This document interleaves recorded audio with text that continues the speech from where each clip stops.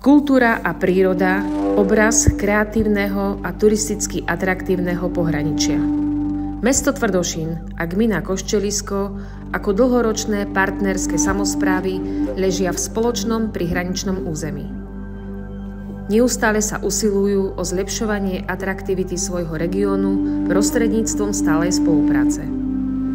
Tento región, známy svojim bohatým prírodným a kultúrnym dedičstvom, je základom pre množstvo spoločných aktivít a projektov, ktoré tieto samosprávy realizovali, ale aj realizujú s cieľom zlepšiť kvalitu života svojich občanov a zároveň zvyšovať atraktivitu obidvoch regiónov. Na pracovných stretnutiach predstavitelia mesta Tvrdošín, gminy Koščelisko pomenovali kľúčové potreby a výzvy cezhraničného regiónu aj pre tento projekt. Dohodli sa, že hlavný dôraz je potrebné klásť na zvyšovanie atraktivity regiónov vo vzťahu k cestovnému ruchu a udržateľnému turizmu.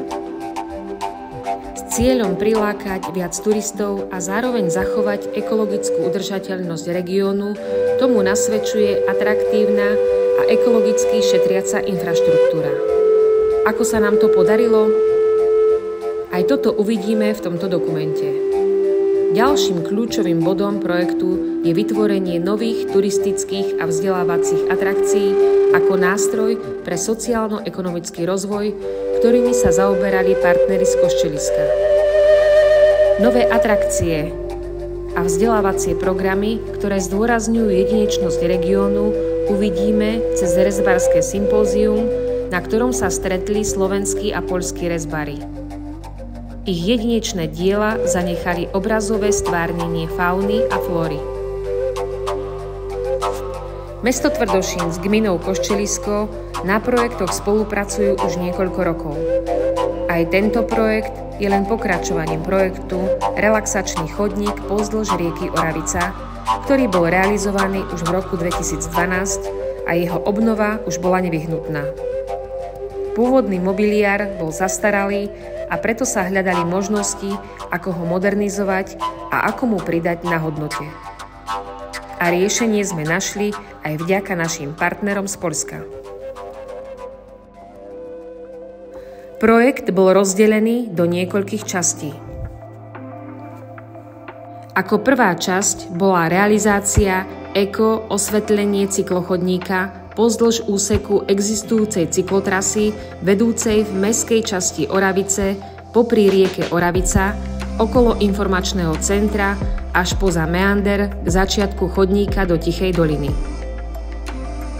Pri informačnom centre bola inštalovaná elektronabíjačka pre e-bajky so servisným stojanom. Osvetlenie cyklochodníka pozostáva z 33 solárnych lamp napájaných z batérie zo slnečného žiarenia. Takéto lampy fungujú bez použitia elektrickej siete ako zdroja energie. Využívajú výlučne solárnu energiu, ktorá je neobmedzená, bezpečná, šetrná k životnému prostrediu. Systém pozostáva hlavne z fotovoltaického panelu, LED svetelného zdroja, ovládača a batérie. Počas dňa, keď je prítomné slnečné svetlo, solárny panel premieňa slnečnú energiu na elektrickú energiu a ukladajú do batérie. V noci alebo počas zamračených a daždivých dní dokáže ovládač pomocou senzorov vypočítať jazd denného svetla a automaticky zapnúť svetlo.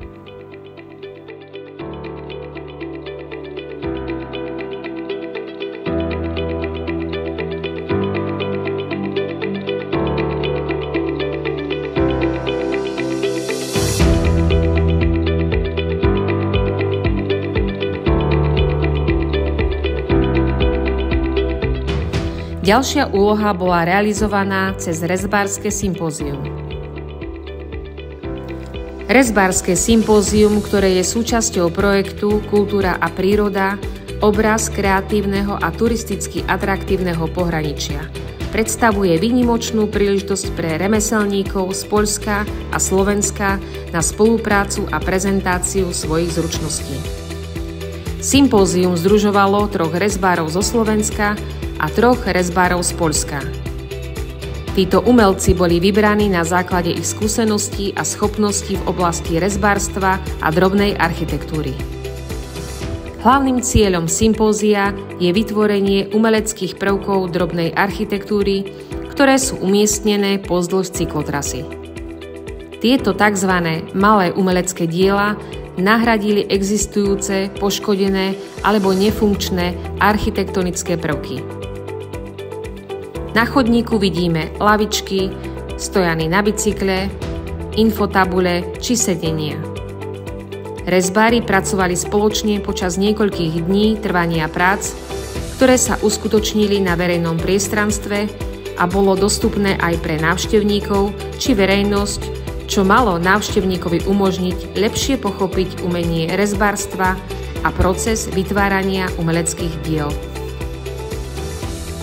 Rezbárske sympózium malo byť kľúčom projektu, prostredníctvom ktorého je snaha oživiť a obohatiť cezhraničný región prostredníctvom umenia, remesiel a kultúrnej spolupráce. Význam projektu môžeme vidieť aj inovácií informačných tabuľ s QR kódom a s videami. Na 3 umelecké stojany, vytvorené v rámci rezbárskeho sympózia, sú umiestnené 3 informačné tabule o lokálnej faune a flóre s QR kódom s odkazom na minimálne 3-minútové video. Dizajn tabuľ zohľadňuje estetické a funkčné aspekty, aby boli atraktívne a zároveň informatívne. Na každej informačnej tabuli je umiestnený QR kód, ktorý návštevníkovi umožní pomocou svojich mobilných zariadení získať prístup k videám. Tieto videá majú minimálnu dĺžku 3 minúty a poskytujú podrobné informácie o faune a flóre regiónu, vrátane jedinečných aspektov miestnej biodiverzity a prírodného prostredia. Aby sa zabezpečila dostupnosť a porozumenie informácií pre široké publikum, tabule aj videá sú v 3 jazykoch – slovenskom, poľskom a anglickom. Toto umožní návštevníkovi z rôznych krajín lepšie pochopiť a oceniť prírodné bohatstvo regiónu. Vzdelávací a interaktívny prvok. Použitie QR kódov pridáva moderný a interaktívny prvok k tradičným informačným tabuliam.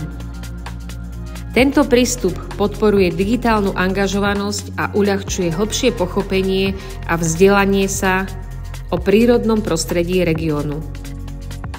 Celkovo táto aktivita nielenže prispieva k lepšiemu porozumeniu a oceneniu prírodného bohatstva cezhraničného regiónu, ale tiež zvyšuje atraktivitu oblasti pre turistov a posilňuje väzbu medzi prírodou a kultúrou v pohraničnej oblasti.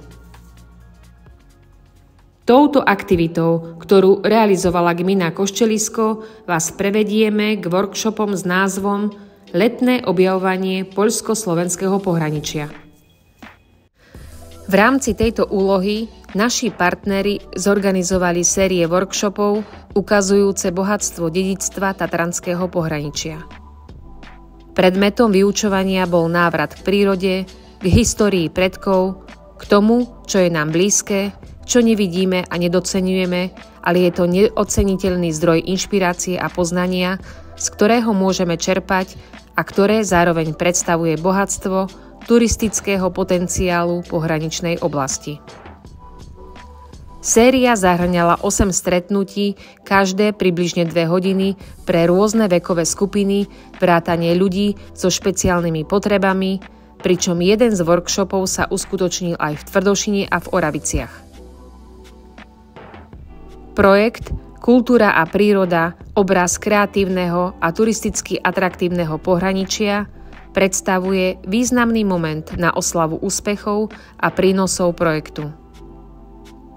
Máme za to, že táto udalosť je zároveň platformou pre zástupcov oboch samospráv a verejnosti, aby sa stretli, hodnotili dosiahnuté výsledky a diskutovali o budúcich iniciatívach. Slávnostné ukončenie je príležitosťou prezentovať dosiahnuté výsledky a úspechy projektu.